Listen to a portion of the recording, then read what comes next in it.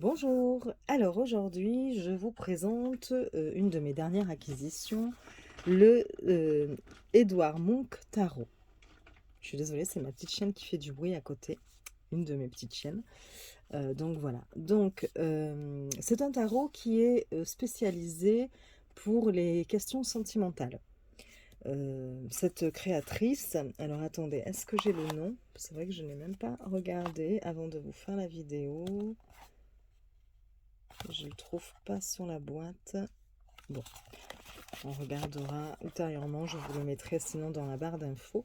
Elle avait créé avant ça un tarot alors c'était un tarot d'histoire de l'art pour les vies passées. Quelque chose comme ça. Qui n'est plus disponible aujourd'hui sur Etsy.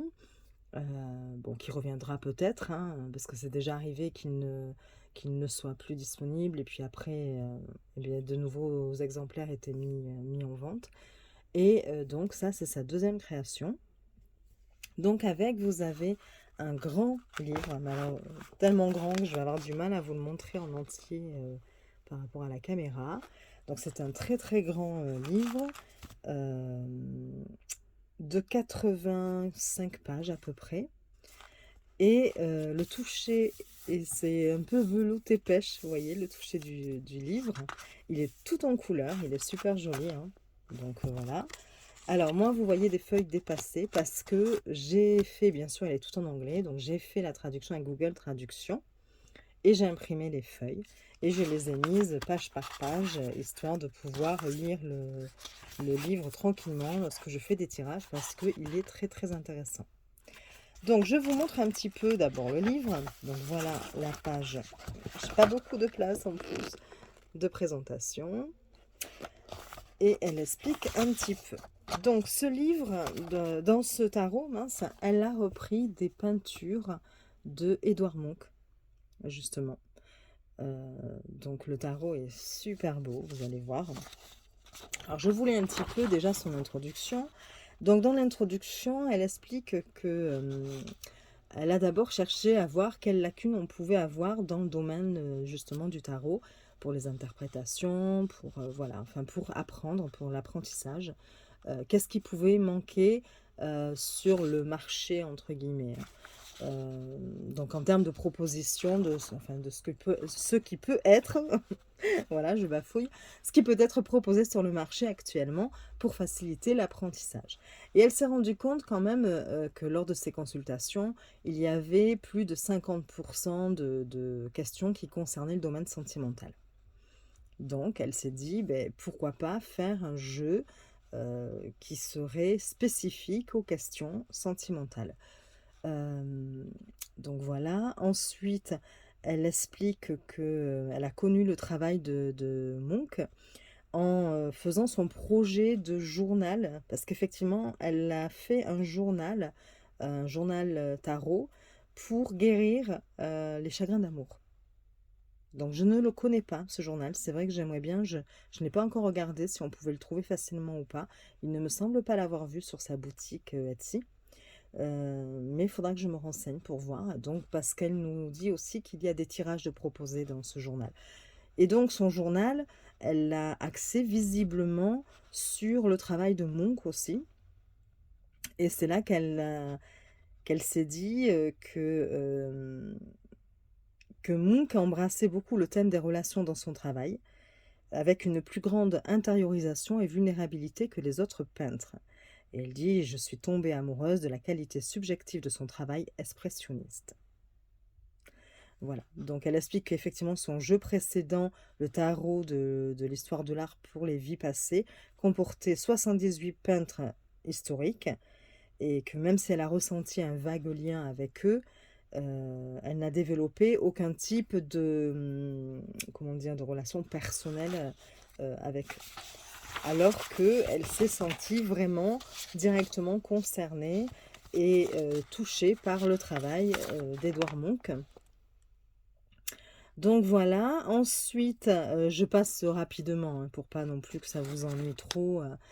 Elle me fait un petit paragraphe sur le fait de... Alors attendez, je vous montre quand même plutôt sa page à elle en anglais, hein, qui est beaucoup plus jolie parce que moi j'ai tout imprimé en noir et blanc pour éviter de trop prendre sur ma cartouche d'encre. Donc elle nous explique que beaucoup de peintures de Munch présentent une dynamique hétérosexuelle, que ses relations avec les femmes ont occupé son esprit et ont fortement influencé son travail, et que par conséquent ce jeu présente souvent une dynamique homme-femme. Mais cependant, elle ne considère pas ce jeu comme hétéronormatif, et plutôt que de voir un homme et une femme de façon littérale dans les cartes, elle nous met au défi de penser plutôt en termes d'énergie masculine et féminine. Voilà, en gros, hein, voilà, je vous dis rapidement. Alors, attendez, c'était pas là. Je suis en train de, ça y est, de me perdre dans... Voilà, c'est comme ça. J'ai pas beaucoup de place, donc c'est un petit peu compliqué, surtout que le livre est très très grand. Donc ensuite, elle va nous parler de... Elle va nous donner quelques informations supplémentaires sur son jeu, en nous expliquant par exemple l'orientation. Parce qu'effectivement, dans son jeu, vous avez des cartes horizontales, qui se regardent de façon horizontale, et des cartes à la verticale.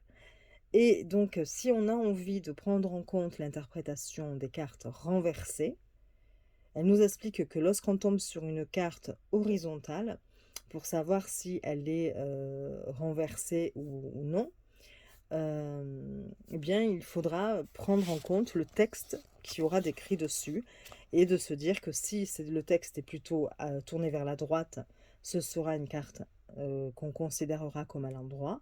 Et si le texte est plutôt tourné vers la gauche, ce sera une carte qui sera plutôt à lire de façon renversée. Voilà. Voilà. Ensuite, elle nous parle aussi un petit peu des valets dans son jeu, parce que les valets, excusez-moi, les valets ont été, ils sont considérés enfin, en tant qu'enfants. Voilà. Et donc, elle nous explique qu'ils ont été repensés pour refléter les aspects psychanalytiques de la psyché d'une personne, afin de mieux comprendre la dynamique en jeu au sein de la relation. Donc, les valets peuvent impliquer un enfant littéral dans le sens propre du terme, hein, ou des expériences d'enfance formatrices d'une ou des deux parties, c'est-à-dire soit vous, soit votre partenaire, qui ont façonné la personnalité et la vision du monde d'aujourd'hui. Enfin, les chevaliers, donc les cavaliers. Les cavaliers ne sont pas autant des figures masculines dans ce jeu que des symboles d'événements relationnels particuliers qui établissent, renforcent ou modifient les qualités de la relation. Des figures masculines et féminines apparaissent sur les cartes des cavaliers pour indiquer que cette carte s'applique à deux parties et à la dynamique unique entre elles. Voilà, et après vous avez un modèle de tirage. Alors, vous n'avez qu'un modèle de tirage, un tirage à 7 cartes. Donc vous allez avoir, bon là c'est en noir et blanc, hein, c'est dommage, vous allez avoir d'abord un événement du passé qui aurait encore une influence aujourd'hui sur la relation. Comment je les vois, enfin je le vois, où nous en sommes aujourd'hui, comment il me voit, et 3 cartes pour le futur, le devenir, voilà. Voilà, et après elle passe directement à l'interprétation des cartes, tout en couleur. Vous avez à chaque fois la représentation de la carte, c'est magnifique. Donc là par exemple pour le fou, vous avez commencement ou commencer.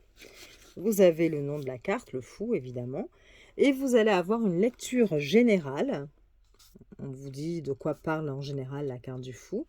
Vous allez avoir comment quelqu'un vous voit, donc lorsque vous pensez à une personne en particulier, lorsque vous faites votre tirage, comment cette personne vous voit.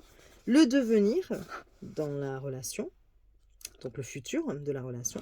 Et ici, vous allez avoir un chapitre consacré à l'œuvre qui a été représentée ici. On vous explique un petit peu justement ce qu'elle représente. Vous avez à chaque fois évidemment le nom du tableau et les années de création. Donc voilà, donc c'est quand même un livre très complet. Les textes sont très intéressants. Je vous en lirai, je vous lirai une ou deux cartes à la fin. Et puis il est magnifique. Là c'est dommage parce que c'est vrai qu'avec mes feuilles en noir et blanc, ça vient vous gâcher un petit peu le plaisir de regarder ce livre, hein, la beauté du livre. Et bon, vous voyez, ça par exemple, c'est le magicien. On vous dit que c'est Julius Meyer Graef de 1885 qui est représenté ici. Donc voilà. Je vous en montre quelques-unes hein, parce que c'est tellement joli. Là, vous avez, hop, j'ai les feuilles qui vont partout. Vous avez la femme sage qui représente ici la grande prêtresse. Donc là, le portrait, c'est Eva Mudocès, qui était une amante et amie de longue date d'Edouard Munch. Voilà. Allez, j'avance un petit peu pour vous montrer. Là, par exemple, vous avez la lune. Donc c'est la carte, le titre c'est Intuition pour la lune. Et donc, on vous dit que c'est Clair de lune, le titre du tableau de 1805.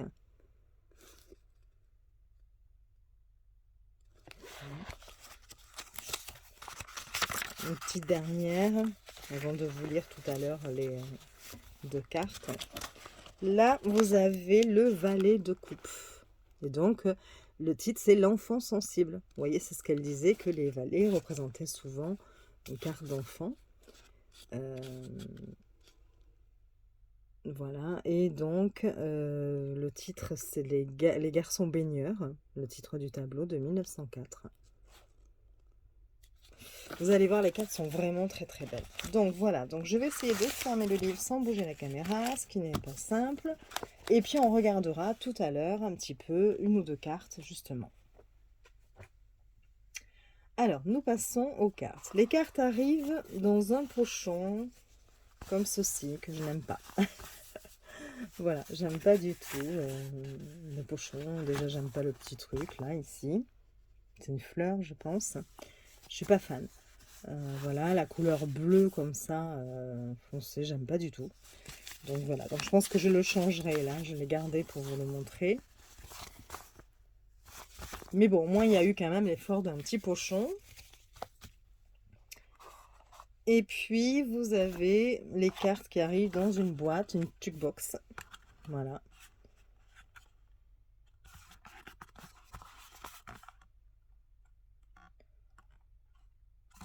Voilà. Bon.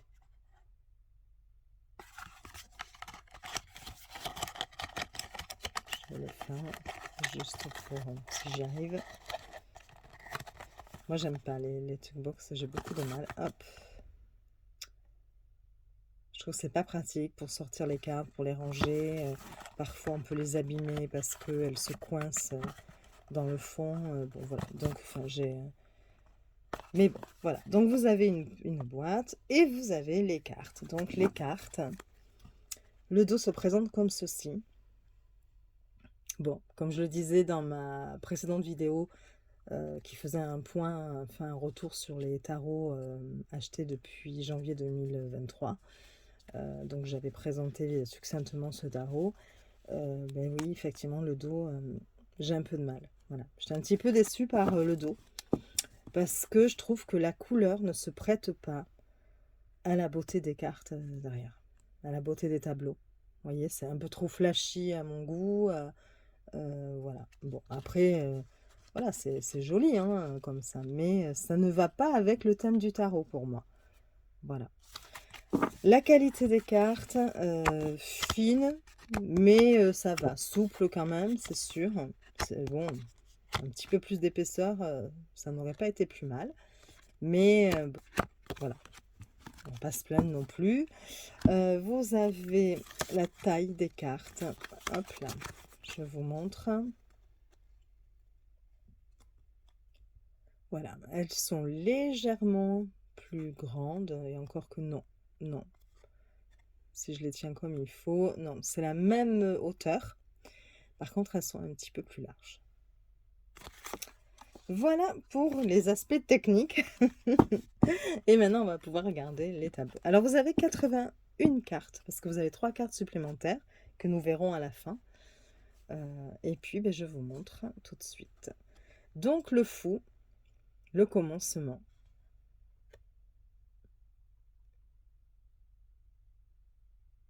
Je sais pas si ma caméra, elle est pas un petit peu de travers. Attendez.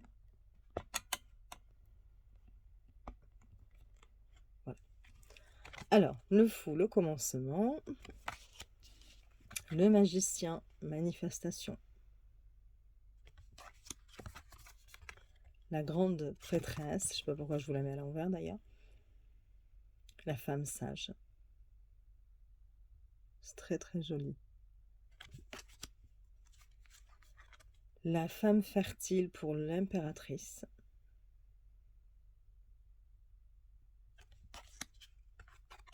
L'empereur, le patriarche. Donc là, vous voyez, celle-ci, hop, c'est dans ce sens. C'est le hiérophante, mariage. Pareil pour celle-ci, les amoureux, amoureux.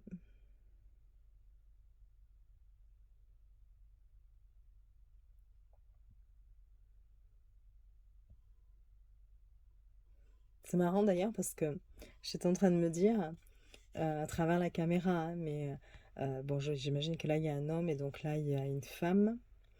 Et pourtant, au début, j'y aurais vu un homme qui regarderait l'entrée d'un tunnel, comme s'il était à l'intérieur un peu d'une grotte et voilà.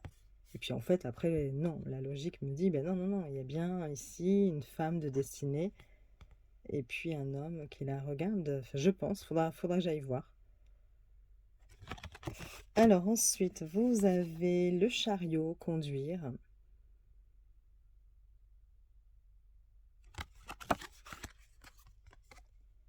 La justice, divorce. Très jolie carte. Vous voyez, vous avez là l'homme, un autre homme. Alors, est-ce que c'est lui et sa face sombre ou est-ce que c'est une autre personne? Je pense qu'il faut regarder dans le bouquin, mais ici, vous avez l'ermite, la retraite, le retrait.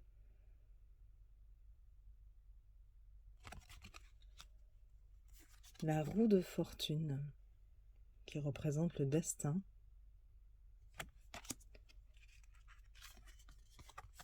La force, blessure.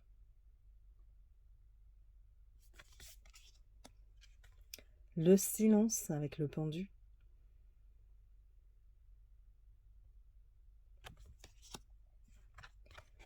La mort, changement.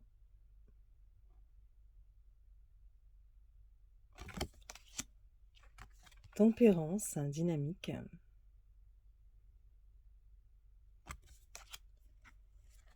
Le diable.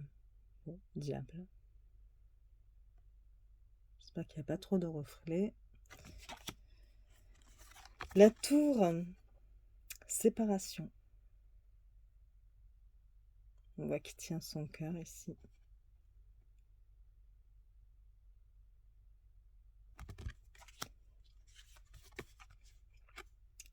L'étoile, guidance.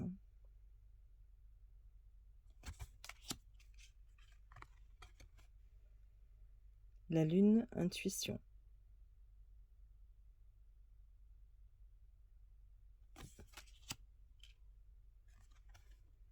Le soleil, la joie.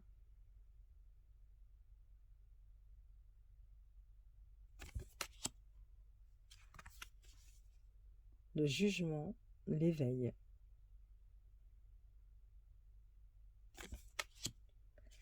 Et le monde, monde.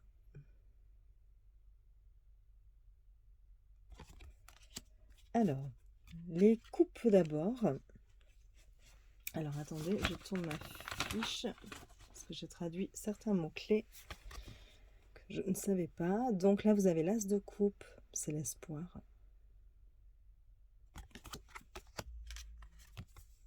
Le 2 de coupe, l'engagement. Alors, j'espère que je ne suis pas trop près, c'est vrai, l'amitié avec le 3 de coupe.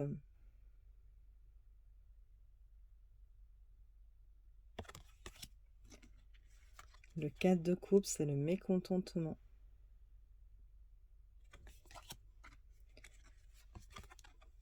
la déception avec le 5 de coupe.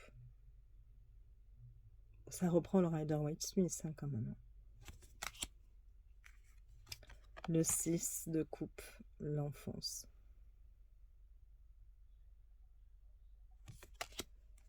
Le 7, fantaisie.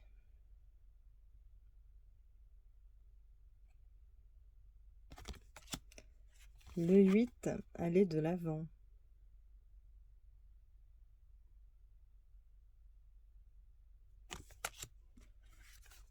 Le 9, c'est le coup de chance, le hasard.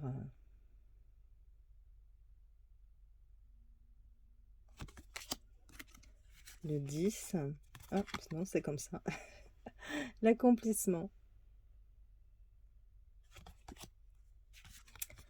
Le valet, l'enfant sensible. Le cavalier, connexion.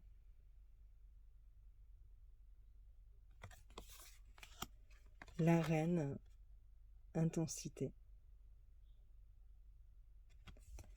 Et le roi de coupe, c'est l'humeur maussade. Les épées, avec l'as, donc la clarté.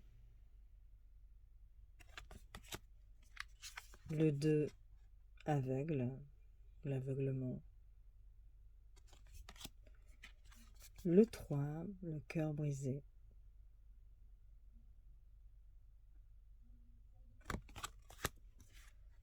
Le 4, la retraite.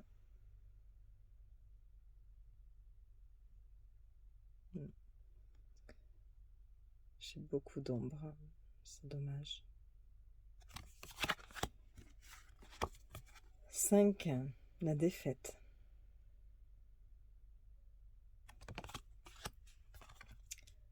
6, avancer. 7, trahison.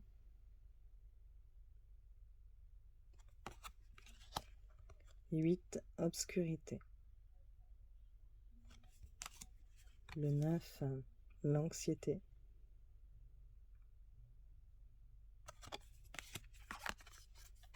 Et 10, destruction.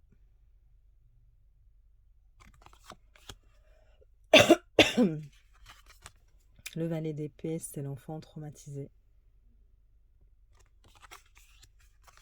Le cavalier, déconnexion. La reine d'épée, c'est l'honnêteté. Et le roi d'épée, intellectuel. Alors c'est vrai que si on n'avait pas le mot-clé ou le nom de la carte, ce serait difficile quand même parfois pour certaines cartes de les associer à une carte du tarot.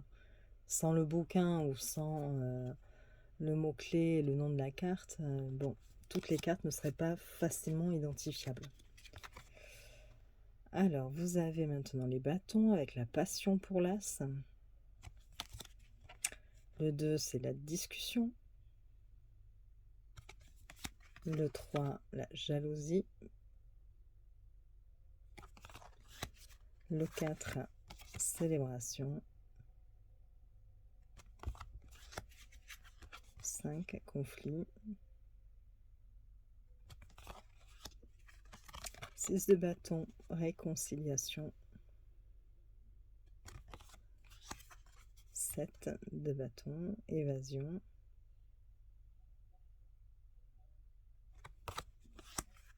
8, communication. 9, blocage, bloqué. 10, c'est l'accablement ou être accablé.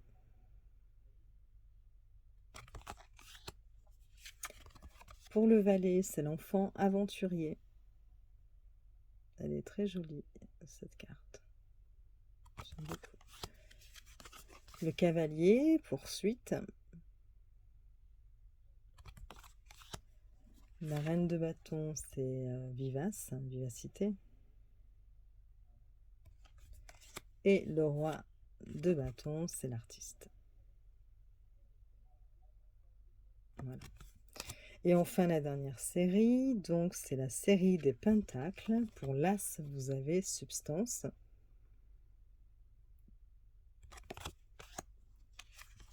Le 2 de pentacle, c'est échange.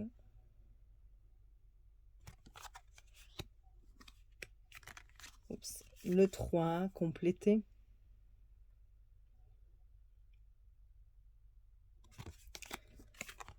Le 4, le contrôle. 5, la perte. 6, c'est les excuses.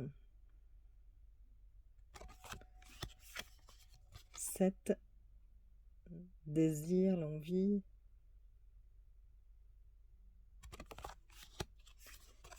8, le travail. J'espère que je vais pas trop vite. Le 9, l'indépendance. Le 10, réalisation. Le valet, c'est l'enfant nécessiteux. Le cavalier, c'est l'arrivée. La reine, nourrir. C'est une très belle reine de denier. Et le roi de denier, enfin de pentacle, c'est la fiabilité. Et donc les 3 cartes supplémentaires, vous avez en fait un empereur, un autre empereur, si vous voulez voilà, choisir entre les deux. Donc là, c'est le leader. Vous avez la justice, restauration, rétablissement. Donc une autre justice et un autre pendu piégé. Voilà. Après, voilà, à vous de choisir si vous préférez laisser les autres ou mettre une de celles-ci à la place. Voilà, donc un très beau jeu, je trouve. Hein. Varié en plus, et puis ça permet aussi de connaître un peu mieux le peintre, hein, Édouard Munch. J'aime bien associer, comment dire, plusieurs domaines à la fois. Tirer un enseignement d'une activité de plaisir, ou voilà, enfin j'aime beaucoup. Donc voilà. Et je vais donc, comme promis, vous lire une ou deux cartes. J'attrape le bouquin. En espérant que la traduction de Google ne sera pas trop approximative. Alors, qu'est-ce que nous pouvons lire? Allez, je suis tombée sur celle-ci, qui est la séparation, et c'est la tour. Alors, je vous montre l'image. Voilà, et moi je vais prendre la feuille, comme ça je vais pouvoir vous lire tranquillement, si c'est bien traduit. Donc, on nous dit d'abord en lecture générale, on nous dit la carte tour indique un événement qui est à la fois hors de votre contrôle et qui bouleverse une situation. Inversée, cette carte fait référence à un événement qui se produit lentement au fil du temps. Alors qu'à l'endroit, l'événement est rapide et souvent imprévu. Comment donc la personne vous voit? Si quelqu'un vous voit comme la tour, cela signifie qu'il est terrifié pour vous ou qu'une relation avec vous l'obligerait à changer. Il est probable que ses sentiments soient injustes ou façonnés par ses propres peurs et son pessimisme, quoi. Ensuite, au niveau du résultat, des événements ou résultats futurs, en tant qu'événement ou résultat futur, la carte tour signifie que vous devez vous attendre à ce que la relation s'effondre dans une certaine mesure. Certaines relations se reconstruisent après un événement de la tour, mais cet événement ébranlera les fondations pendant un certain temps. Voilà, et ensuite, par rapport au tableau, ce qu'on nous dit, le chagrin d'amour dans ce tableau est palpable. La figure sans visage qui se détourne de l'homme indique une femme inconnaissable, alors méconnue, inconnue, je ne sais pas. Peut-être a-t-il refusé de la voir vraiment, ou peut-être a-t-elle porté un masque. Ses cheveux traînent en arrière et se connectent à lui, indiquant les liens d'âme entre eux. Certes, elle était son amante. Il serre son cœur dans une douleur aiguë, et nous avons le sentiment distinct que cette relation est terminée. Son absence a déformé le monde naturel qui l'entoure, déformant sa perception du monde. Une énorme fleur rouge au premier plan repose juste en dessous de son cœur, comme une mare de sang. Sa robe se fond dans le sable alors qu'elle marche vers le rivage. Il est de terre et elle est de mer. Il se concentre sur le monde matériel pendant qu'elle baigne dans ses émotions.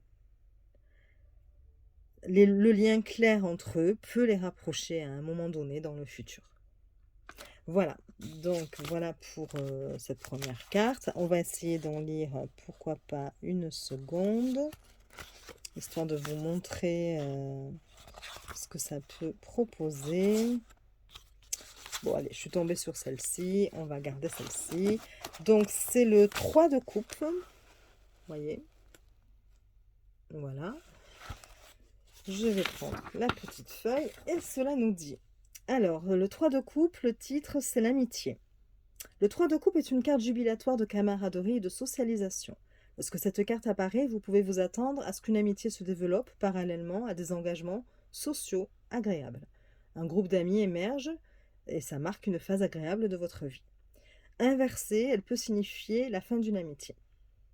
Alors, comment quelqu'un vous voit? Pour la façon dont quelqu'un vous voit, cette carte signifierait qu'il vous voit comme la vie de la fête, enfin, comme quelqu'un qui aime faire la fête, que vous êtes adepte, enfin, comment dire, aux sorties sociales, et que vous êtes non seulement bon avec les gens, mais aussi amusant à côtoyer. Il pourrait vous considérer donc comme un fêtard, comme quelqu'un de fêtard. Événement ou résultat futur, en tant qu'événement futur ou le résultat d'une relation, attendez-vous à une sortie ensemble qui créera des souvenirs sur lesquels vous réfléchirez pour les années à venir. Et pour le tableau, donc c'est des filles sur un pont, il date de 1900. On vous dit, 3 jeunes filles regardent joyeusement par-dessus un pont, les eaux calmes en contrebas. Elles sont à l'aise en présence l'une de l'autre. À cette époque, le ciel est bleu et invite au calme. C'est un reflet clair de la vie. Bon, j'essaie d'adapter la traduction parce que des fois, c'est un petit peu comique. L'amitié et la socialisation sont au centre de votre vie et de votre partenariat en ce moment. Donc, profitez de ces bons moments. C'est de cela qu'il s'agit dans la vie. Voilà pour cette carte-là. Allez, une petite dernière.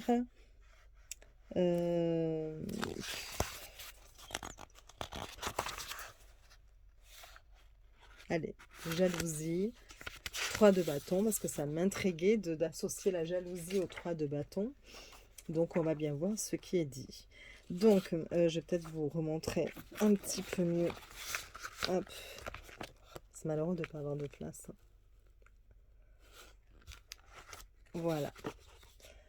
Donc, le 3 de bâton, jalousie. Le 3 de bâton est la tradition. C'est une carte sur les investissements réussis. Alors, les investissements, un retour sur les investissements réussis. Dans ce jeu, cependant, l'investissement consiste à purifier de l'énergie dans une autre personne. Et le retour, c'est la formation d'un triangle amoureux maladroit. Donc ça, c'est la lecture générale. Bon. Inversé, ce triangle amoureux se terminera sans retombée dramatique. Alors ensuite, comment quelqu'un vous voit? Quelqu'un vous voit... alors, cette carte voudrait dire que les gens sont naturellement jaloux de vous ou à votre sujet, par rapport à ce que vous vivez, ou voilà. Qu'est-ce que cela dit? Attendez, c'est très mal traduit, j'ai pas choisi la bonne carte. Oui, c'est par rapport à ce que vous avez, ressentez, votre niveau de vie ou n'importe quoi, bon voilà. Et on vous dit aussi que cela peut être des sentiments de jalousie et de possessivité envers vous par rapport à d'autres prétendants potentiels. Donc voilà. Donc est-ce que c'est vous aussi qui pourriez susciter ce sentiment-là à votre partenaire? Ou est-ce que c'est vous qui ressentez de la jalousie, la possessivité aussi? Bon voilà, à voir. Événement ou résultat futur, un événement ou résultat futur dans la relation. Donc là, c'est attendez-vous à ce que la jalousie soit au cœur des événements clés qui détermineront votre avenir à tous les deux. Et au niveau du tableau, donc c'est le titre du tableau, c'est Jalousie, il date de 1913. Et on vous dit, alors, je suppose que nous pouvons deviner que la figure de gauche est verte de jalousie, bien que l'autre homme de ce tableau ait également une teinte jaune verte maladive. C'est notre homme au visage plein qui semble être le centre de l'agitation émotionnelle ici. Cependant, l'autre homme baisse les yeux, clairement mal à l'aise, mais pas tout à fait en colère. Peut-être qu'une rivalité les a tous les deux déséquilibrés. La femme a le visage rouge avec des traits faciaux primitifs. Sa culpabilité est apparente et son humanité s'est réduite à une apparition. La posture de ses bras soulève également des questions. Est-elle satisfaite des hommes qui se battent pour elle? Ou est-elle détendue, sans conflit, puisqu'elle ne fait pas partie de la compétition? Quoi qu'il en soit, attendez-vous à ce qu'un triangle amoureux émerge. Une partie sera plus intensément jalouse que l'autre, et celui qui est au centre ferait mieux d'agir et de décider où il risquera de perdre les deux. Voilà. Bon, je ne sais pas ce que vous en pensez. Moi, je trouve ça super intéressant. J'aime beaucoup les cartes. Je les trouve très très belles. Le livre est plutôt bien fait. Bon, je suis désolée pour la traduction qui n'est pas toujours tip-top. Mais je trouve que c'est une jolie découverte. Et je suis plutôt contente d'avoir trouvé ce tarot. Parce que je n'en entendais pas parler. C'est très dur à dire, hein. Je suis tombée dessus un petit peu par hasard et j'avoue que je suis plutôt contente. Voilà. Je vous souhaite une belle journée. Vous pouvez mettre un petit like si ça vous a plu, mettre un petit commentaire, je vous répondrai, vous abonner, ça me ferait plaisir. Et puis je vous dis à très vite pour d'autres vidéos. Des bisous!